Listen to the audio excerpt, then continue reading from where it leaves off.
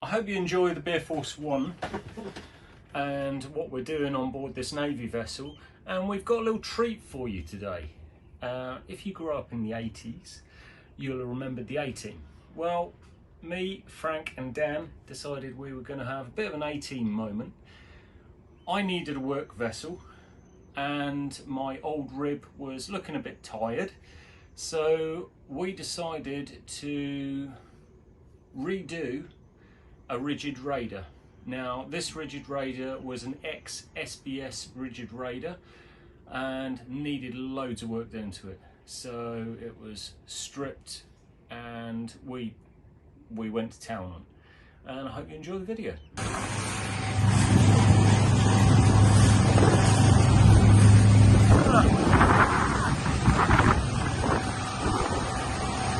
We're running out of fuel soon. We only got 20 liters. This is the rigid raider we rebuilt. Underneath here we have two huge stainless tanks. When this was a river cruiser, they condemned the tanks because they couldn't use it. So what we had to do was tear out the tanks. You'll see pictures of us taking the tanks out, cleaning them all, new fuel lines, and getting them back in and in place. As well as the fuel lines,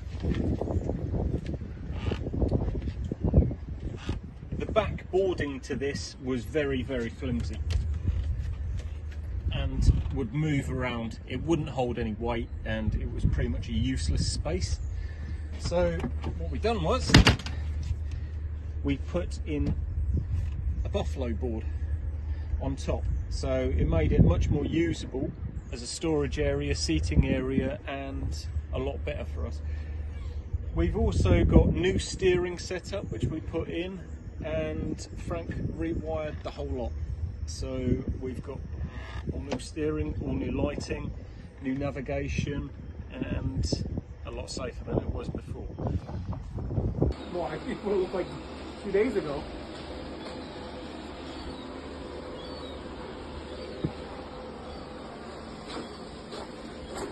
I reckon that center thing for the fuel tank is putting hinges on it.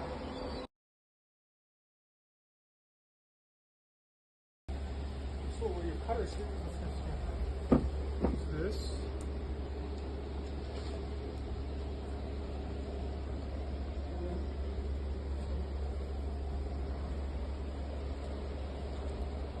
Here.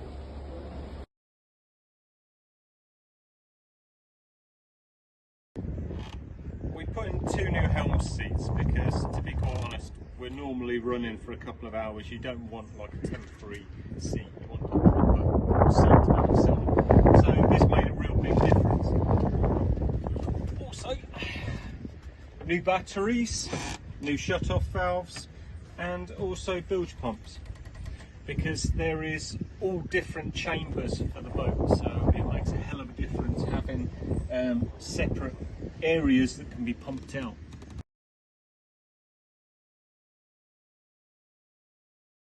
This was the old helm's seat on board, and Rich recovered it for us, so we've actually reused the old seats, and he has done an absolutely brilliant job of it.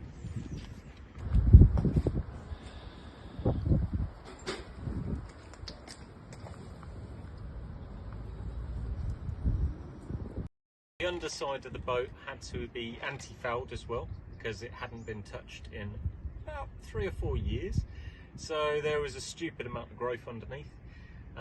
You can see that in some of the pictures, and also the sidings of the hull we decided to repaint, which made it look a lot nicer, a lot better.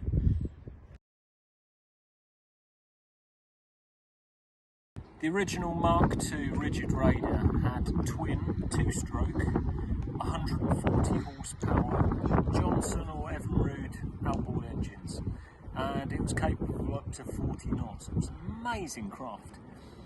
After that, the boat that we bought, that had it went as a fishing boat on the Thames, and they fitted 220 outboard engines which were really, really slow. We're talking probably about 3 or 4 knots. This originally had two 20 horsepower engines on the back, which couldn't pull the skin off the custard. You'd get overtaken by ducks.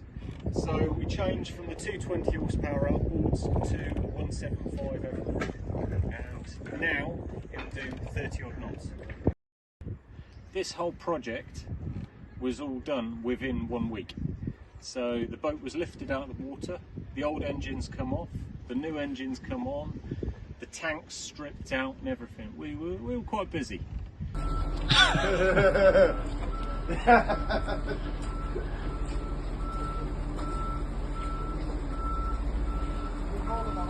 Yeah. Keep it going past the van.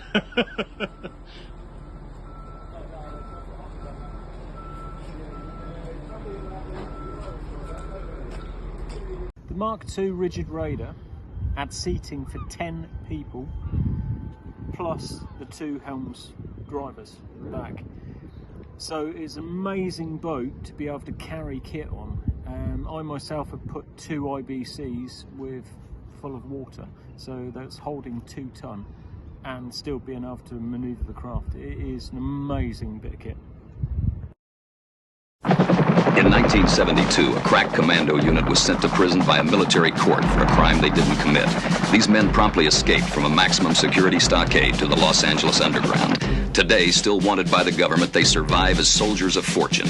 If you have a problem, if no one else can help, and if you can find them, maybe you can hire the A-Team.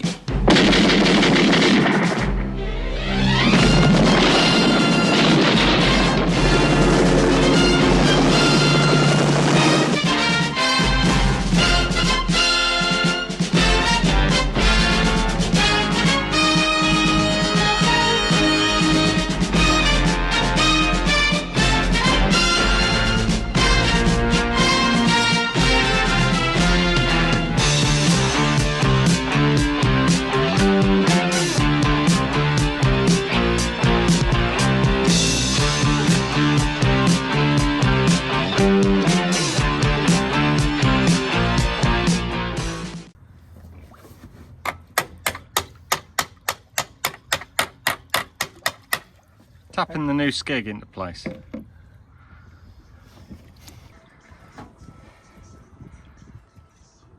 Clear prop.